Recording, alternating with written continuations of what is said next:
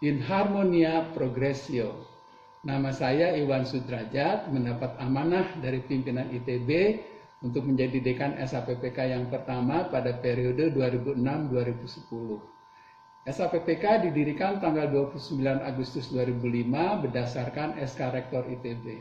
Unsur-unsur pembentuk SAPPK berasal dari dua departemen yang semula bernaung di bawah Fakultas Teknik Sipil dan Perencanaan, yaitu Arsitektur, Perencanaan Wilayah dan Kota, dan dua program studi yang semula bernaung di bawah Fakultas Teknik Industri, yaitu Studi Pembangunan dan Transportasi.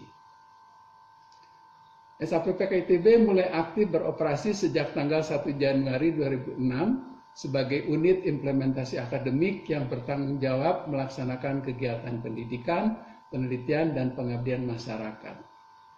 SAPPK kini memiliki 12 program studi mulai dari strata pendidikan sarjana sampai dengan doktor dan 9 kelompok keahlian.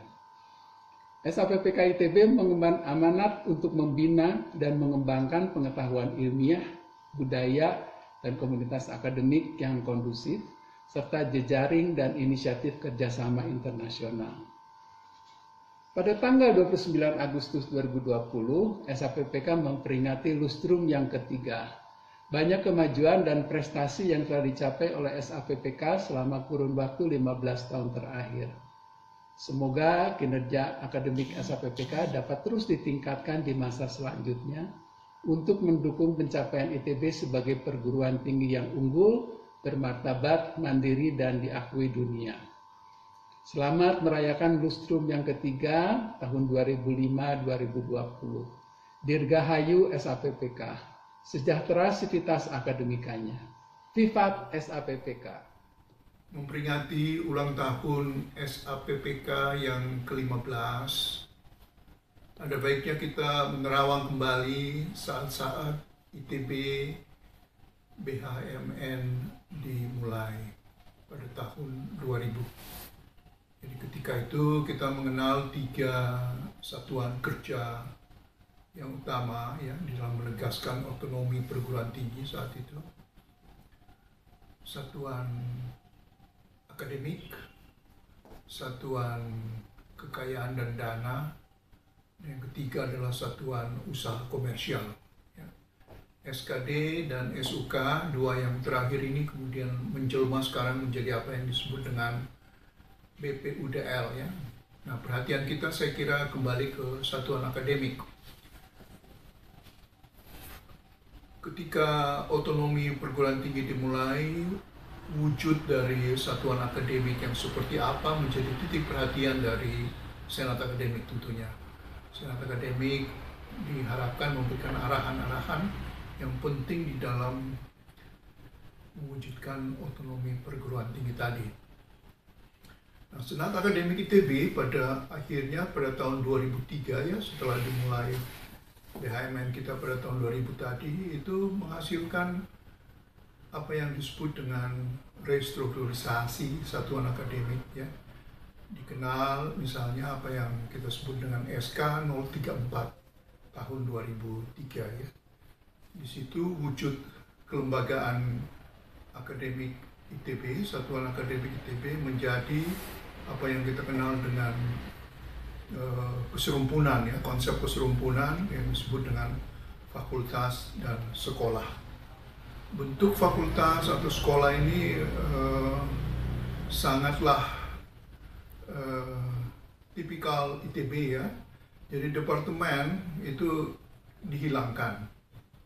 Lalu kemudian kelompok keahlian atau keilmuan atau yang kita singkat sebagai KK diperkenalkan ya. Jadi ini adalah suatu wujud dari implementasi organisasi program dan organisasi sumber ya, seperti itu. Jadi kita semakin menegaskan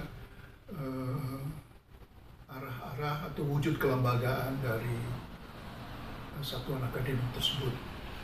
Nah, dalam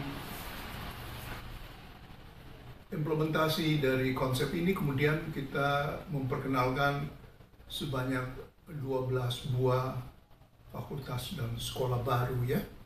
Jadi ada fakultas-fakultas yang tetap ada fakultas-fakultas yang pecah dan sebagainya. Dan salah satu dari fakultas tersebut yang kita kenal sebagai Fakultas Teknik Sipil dan Perencanaan kemudian membelah diri menjadi satu fakultas yang kita sebut dengan FTSL, Teknik Sipil dan Lingkungan, dan satu sekolah, ya, Sekolah Arsitektur, Perencanaan, dan Pengembangan Kebijakan. Nah, inilah awal mula dari berdirinya SAPPK pada tahun 2005, ya.